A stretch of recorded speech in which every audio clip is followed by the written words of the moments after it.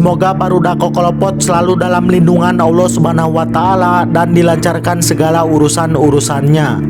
Kali ini Kokolopot akan membawakan sepenggal kisah film horor yang diangkat dari kisah nyata yang berjudul Sumala. Film Sumala diangkat dari kisah nyata yang terjadi di kota Semarang, tepatnya pada tahun 1976. Tanpa banyak bacot, langsung saja kita gas! Semarang 1976, di sebuah desa anak-anak tengah bersiap bermain sepak bola. Mereka diperingatkan oleh ayah Sentot agar jangan pulang terlalu maghrib, takutnya ada bebedogan, aden-aden dan jurik TikTok yang akan menculik anak-anak. Menggunakan bola keresek runtah, mereka asik bermain sepak bola. Lalu beberapa anak memutuskan segera pulang karena sudah kebabayan hayang modal. Tetapi Sentot dan Kicuk tetap melanjutkan permainan. Sampai tidak sengaja Kicuk babak palang kakannya. Ia menendang bola sampai ke tengah ladang jagung. Tanpa berpikir panjang, mereka berdua memasuki ladang jagung. Sementara itu langit semakin gelap. Kemudian Sentot merasa ketakutan mengajak Kicuk untuk pulang saja. Akan tetapi Kicuk kepala batu tetap ingin mencari bolanya. Saat sedang mencari bola tersebut, terdengar suara panggilan dari lebatnya ladang jagung. Hingga saat mereka mencari suara itu, tiba-tiba terlihat seorang anak perempuan berwajah petot, wajah longsor, wajah bencana alam berlari membawa bola mereka. Lalu Sentot dan Kicuk mengejar perempuan tersebut. Hingga saat Sentot berlari di belakang Kicuk, terlihat di depan Kicuk sedang dipodaran oleh perempuan banget petot, banget rempak, banget longsor, banget sampah menggunakan batu.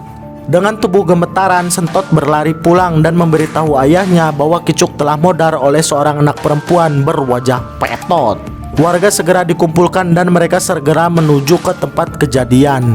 Di sana tidak ada apapun, hanya bercak darah saja. Setelah dilakukan pencarian lebih lanjut, Kicuk ditemukan di sungai dekat kebun jagung, namun ia telah modar. Besok harinya, ayah Kicuk yang penuh emosi mendatangi rumah Sentot bersama warga dan menyalahkan Sentotlah yang membunuh Kicuk. Sentot masih bersikeras bukan dia yang membunuh Kicuk. Demi Allah aing mah, sumpah, kata Sentot. Lalu saat suasana sedang memanas, seorang bernama Pak Cuari datang dan membenarkan pengakuan Sentot bahwa yang membunuh Kicuk adalah anak iblis, ia bernama Sumala. Pak Cuari bercerita dahulu pada tahun 1947, pada tahun tersebut hiduplah sepasang suami istri yang bernama Peot dan suaminya seorang konglomerat keturunan Belanda bernama Sangkrah. Mereka sudah lama menikah, akan tetapi pedang Sangkrah yang mintul dan si Peot yang mandul membuat mereka susah mendapatkan keturunan. Esok paginya Peot pulang dari pasar setelah membeli jamu kesuburan. Lalu ia memberitahu Sangkrah mungkin saja beberapa bulan ke depan kalau burung Sangkrah seket mereka akan memiliki keturunan. Sangkrah yang merasa tersinggung, ia mengancam Peot, jika 1 tahun ke depan ia tidak mengandung maka akan kubuat mukamu menjadi petot, penyok, karadak, rempak, glongsor hingga tidak berbentuk. Perkataan Sangkrah membuat Petot sedih, rambabasan, babaung dan ia keluar untuk menenangkan diri. Saat sedang babaung itulah Peot mendengar percakapan tukang angon. Tukang angon berkata bahwa ada dukun bernama Yanti. Dukun Yanti ini memberikan keturunan dengan waktu yang sangat singkat. Dia sangat sakti mandraguna, kata tukang angon. Lalu dengan tekad yang kuat demi menyelamatkan rumah tangganya, Peot bergegas ngabret ke tempat kediaman dukun Yanti. Dia ditemani oleh Jenggot dan harus menyeberangi danau menggunakan perahu.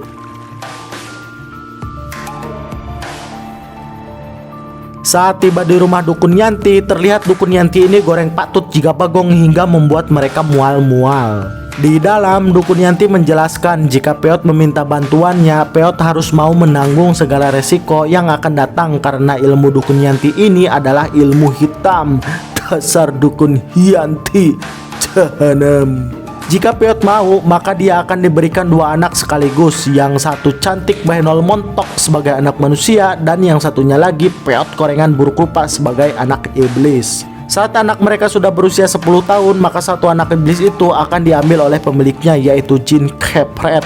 Jika mereka tidak benar mengurus anak-anaknya, maka malapetaka akan menimpa keluarganya. Peot yang sudah mentok tak berotak tak berdaya mau tidak mau menyetujui semua resiko yang akan dialami keluarganya, karena kalau tidak punya anak si Sangkrah akan kawin lagi.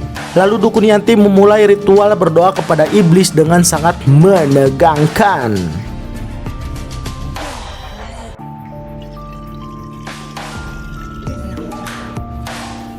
Saat ritual itu, perut Peot tiba-tiba membesar. Itu menandakan ritualnya telah berhasil. Dukun Yanti mengatakan 2 bulan ke depan Peot akan segera hamil.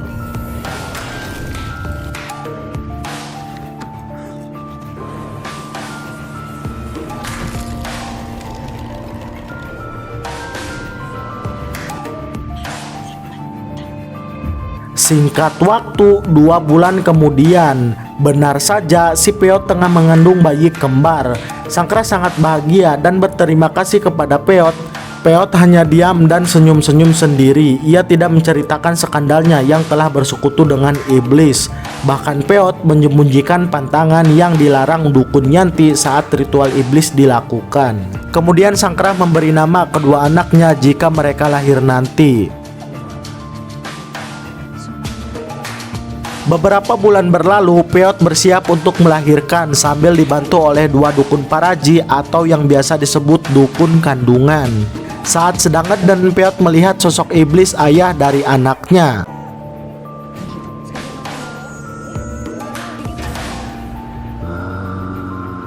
Sesaat kemudian bayi pertama lahir, namun ia tidak menangis, membuat dukun paraji khawatir.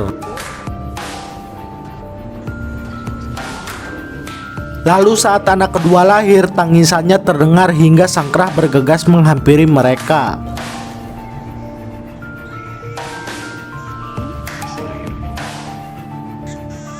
Terlihat bayi yang kedua itu borokan petot korengan membuat Sangkrah marah dan langsung mencolok bayi kedua itu yang diberi nama Sumala. Dan bayi Sumala itu meninggoy. Setelah selesai mencolok bayi petot Sumala, bayi Kumala menangis. Sangkrah langsung menggendong bayi Kumala tanpa menghiraukan bayi Sumala. Bahkan Peot tidak menghiraukan pantangan iblis yang telah ia langgar. Waktu maju ke 3 tahun kemudian, tepatnya tahun 1950. Terlihat Sangkrah yang sedang mengajari Kumala berjalan padahal usianya sudah 3 tahun. Kemudian kerabatnya menggibah mengatakan bahwa bayi Kumala anaknya Sangkrah itu cacat. Dulu waktu kecil Sangkrah juga cacat dan menjadi aib keluarga. Sangkrah sembuh setelah dipijat oleh Waeni. Lalu bayi Kumala pun dipijat oleh Waeni, namun bayi Kumala tidak kunjung sembuh juga. Singkat waktu, kini Kumala berusia 5 tahun. Ia baru bisa berjalan, namun tetap saja kondisi pincang dan tangannya kengkong. Pada usia ini juga, Kumala menunjukkan sifat yang sangat nakal dan sulit sekali dikendalikan.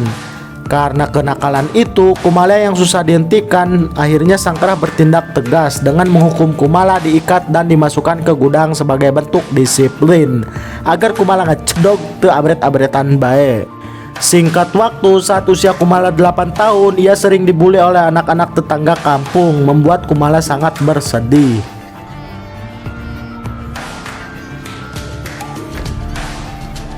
Namun Sangkrah yang tidak menganggap Kumala sebagai anak hanya melihat dan menyaksikan Kumala dibully. Hingga pada suatu malam saat Kumala tertidur, keanehan mulai terjadi. Ia mendengar suara panggilan dari dalam lemari dan tiba-tiba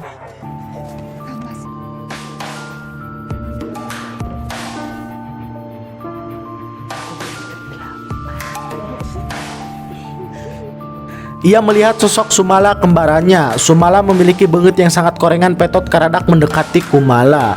Kumala sangat ketakutan dan bertanya, "Siapa kamu, Petot?" Sumala menjawab, "Aku adalah kembaranmu." Kumala hanya diam dan bingung. Sumala menjelaskan bahwa ia telah dibunuh Sangkrah hanya karena memiliki wajah Petot korengan dan karadak, padahal itu sudah takdir. Sumala meyakinkan Kumala agar mereka berteman karena mereka adalah saudara, dan Sumala berjanji akan membantu Kumala agar tidak dibully oleh anak-anak lain.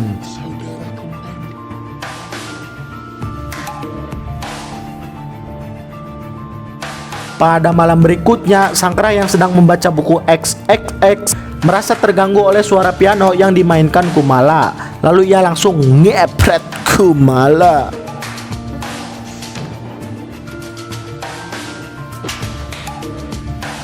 Kesal karena dikepret ayahnya, Sumala masuk ke tubuh Kumala dan menusuk Sangkrah menggunakan pulpen. Rasakan kau jahanam. Haha.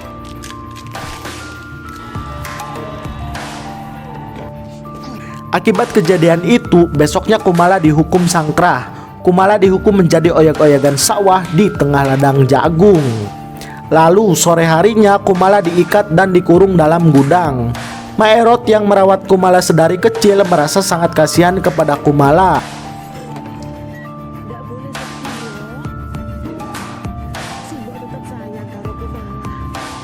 Lalu saat waktu semakin malam, Kumala yang dirasuki sosok Sumala bergegas kabur untuk membalaskan dendam kepada semua orang yang telah jahat kepada Kumala.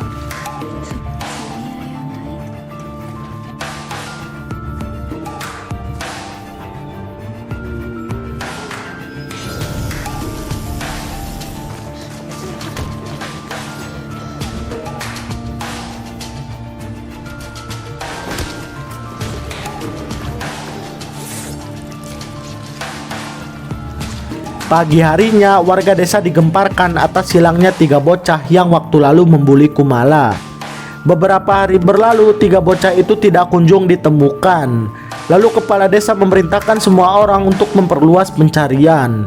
Saat para warga mencari 3 bocah yang hilang, anak-anak mereka sedang berkumpul di rumah Tacip.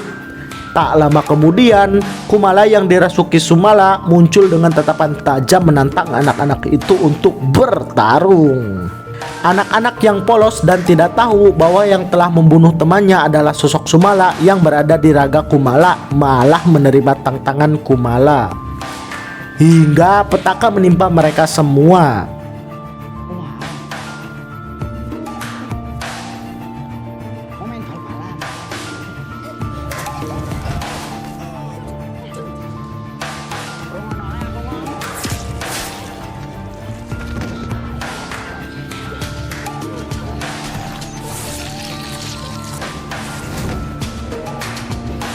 Besoknya, para warga kembali digemparkan dengan penemuan mayat para bocah yang kemarin dibunuh oleh Sumala.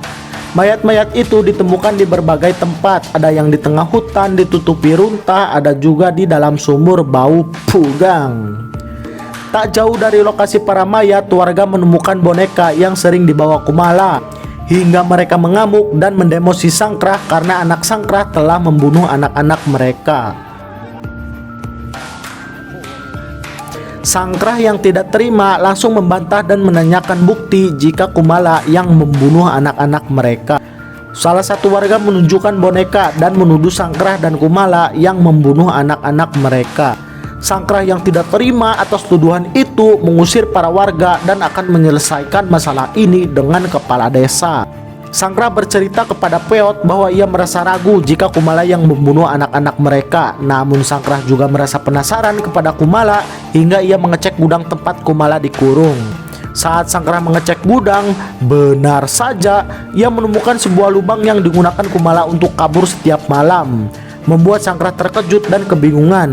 Di tengah kebingungan, Peot akhirnya memberitahukan kenyataan bahwa yang membunuh anak-anak tersebut bukan Kumala, tetapi Sumala, anak Petot korengan buruk rupa yang telah dibunuh oleh Sangkrah saat baru lahir.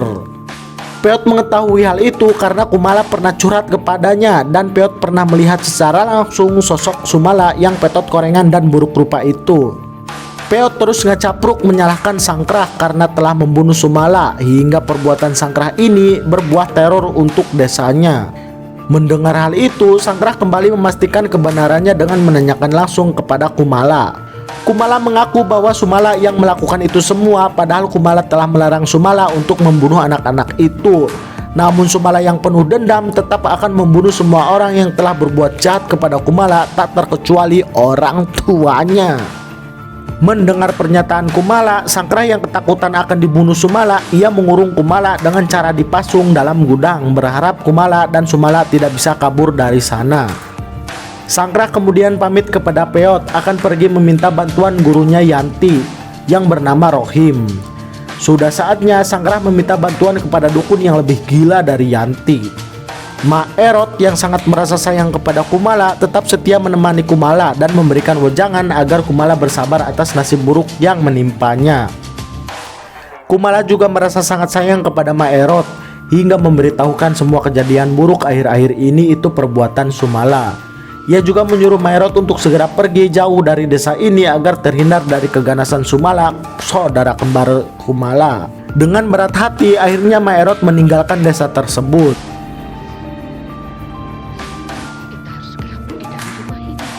Sementara itu, Sangkrah yang sudah sampai di kediaman dukun Rohim menceritakan semua kejadian yang menimpa warga desa dan anaknya yang bernama Kumala. Setelah melakukan ritual, dukun Rohim akhirnya mengetahui rahasia besar Peot, istrinya Sangkrah.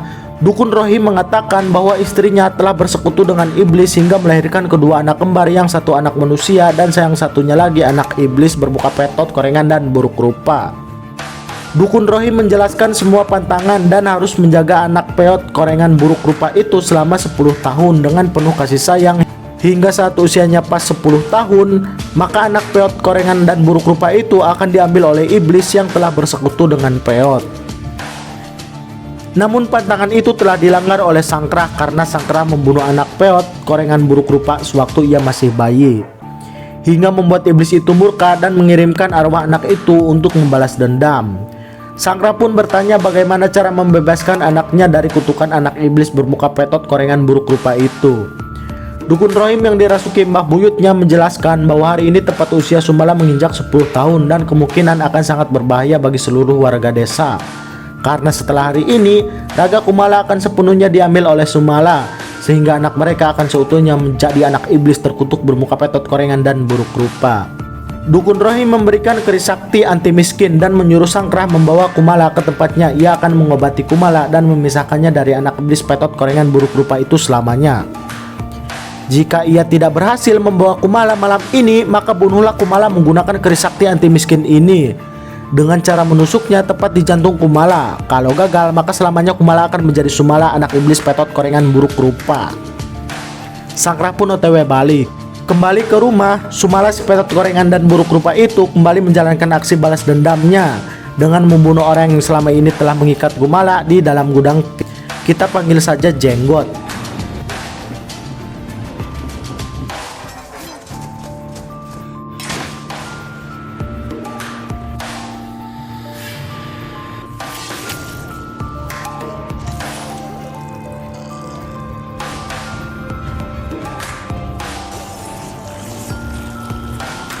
Sesaat kemudian terlihat Peot yang terbangun karena suara piano yang dimainkan si Kumala. Saat Peot menghampirinya, terlihat Kumala yang sudah dirasuki Sumala dengan baju penuh darah si Jenggot. Saat Peot ketakutan, ia mundur dengan wajah melas, rorombehen, dan bucat.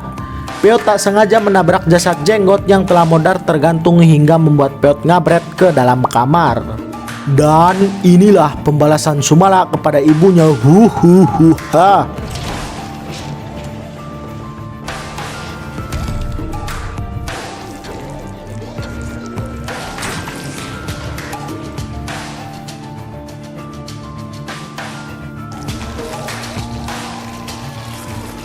Di ujung napasnya, Peot meminta agar Sumala mengizinkannya berbicara dengan Kumala. Ia ingin meminta maaf karena telah tidak becus merawat anaknya itu. Lalu Kumala kembali ke dalam raganya dan mereka saling memaafkan. Namun dalam sekejap, Sumala kembali. Sumala tidak memaafkan ibunya dan ia langsung mengakhiri nyawa ibunya itu dengan cara mendodet momoknya sampai basuh. Sama seperti film-film pada umumnya, yang kuat akan datang terlambat, hingga Sangkrah sangat menyesali apa yang menimpa keluarganya itu.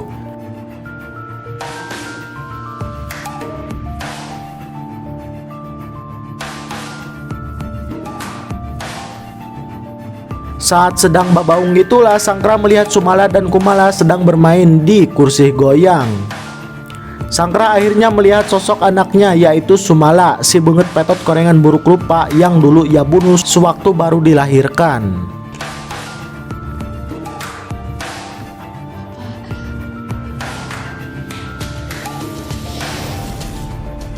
Sumala kembali masuk ke dalam tubuh Kumala dan berhasil menguasai tubuh Kumala untuk selama-lamanya.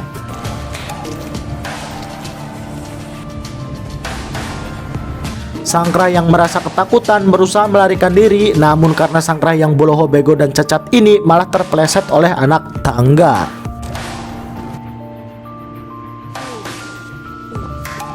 Sambil menahan rasa sakit, engke-engkean ia pergi dan langsung membunyikan kentongan hingga membuat seluruh warga desa terbangun. Dengan napas sesak dan terbata-bata, ia menjelaskan bahwa istrinya dan bawahannya bernama Jenggot telah meninggal dibunuh oleh Sumala. Warga segera mengecek rumah Sangkrah dan menemukan jasad yang sangat mengenaskan. Para warga yang marah berbondong-bondong mencari Kumala dan akan membakarnya hidup-hidup. Ngerinya. Saat warga tengah mencari Kumala, Sangkrah yang tolol, boloho, dan linglung ini malah mencari anak iblis Petot Korengan Buruk Rupa itu sendirian. Jelas saja, Sangkrah yang cacat, boloho, tolol ini tidak akan mampu melawan anak iblis Petot Korengan Buruk Rupa tersebut. Hingga dengan sekuat tenaga ia mencoba melawan Sumala, namun saat ada kesempatan untuk membunuhnya, ia malah kembali boloho, tolol, dan linglung, mengingat kenangan saat mengajari Kumala berjalan. Karena ketololan Sangkrah inilah Kumala kembali menyerang Sangkrah.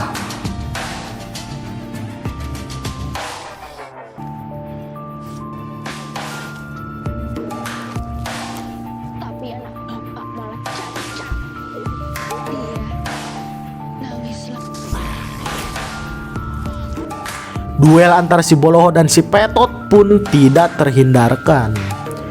Saat Sangkrah berhasil menusuk bagian kanan jantung Sumala, Sumala kembali bangkit karena Sangkrah yang boloho, tolol, dan linglung ini tidak tahu kalau jantung iblis itu adanya di sebelah kiri.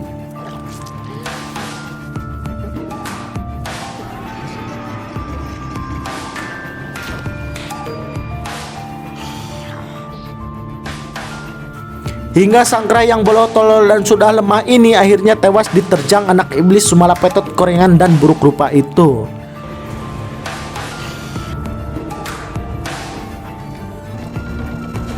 Keesokan harinya warga kembali berkumpul. Mereka tidak berhasil menemukan Kumala dan kini Sangkrah juga telah menghilang. Lalu salah satu warga memberitahu mereka dengan menunjukkan ke arah ladang jagung. Saat sampai di sana, para warga melihat jasad Sangkrah yang mudar tergantung seperti oyag-oyagan sawah di tengah ladang jagung. Sejak saat itu, Kumala telah berhasil membalaskan dendamnya dan tidak pernah menunjukkan lagi batang hidungnya selama 10 tahun terakhir. Begitulah cerita kisah Sumala menurut Pak Cuari. Dan Pak Cuari menyarankan seluruh warga desa agar jangan keluar malam, batasannya maghrib. Takutnya Sumala akan kembali dan menculik mereka, terutama anak kecil. Cerita ini kemudian menjadi kisah turun-temurun yang dipercayai sebagian warga Semarang. Hingga kini diangkat menjadi film kisah nyata berjudul Sumala yang dirilis tahun 2024. Kok kalau buat pamit, capek ngebacot, capek teh jah, capek teh jah, capek tah jang udut jang. Capek jang udut jeung ngopi mah aya meureun.